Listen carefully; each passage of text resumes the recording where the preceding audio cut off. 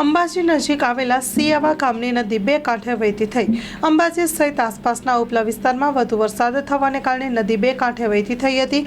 સિયાવાથી ઈડરમાલ જવાનો મુખ્ય માર્ગ પાણીમાં ગરકાવ। ઈડરમાલ ગામના 100 કરતાં વધુ પરિવાર વસવાટ કરે છે। નદીમાં વધુ નીર આવવાથી ગામમાંથી શહેર જવાનો મુખ્ય માર્ગ પાણીમાં।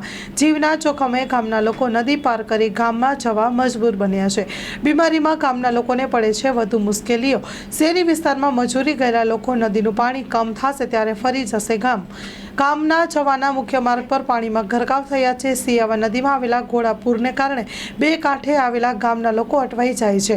મોટા પ્રમાણમાં ગામના લોકો મજૂરી કરવા માટે શહેરી વિસ્તારમાં જતા જોવા મળે છે।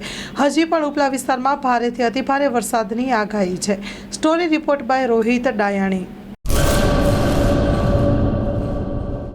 શું નામ તમારું? જુમાભાઈ ગામ મથલ કઈ વેરાયટી વાવી છે? 2019 અવનીશ બરાબર। કઈ કંપનીનું છે?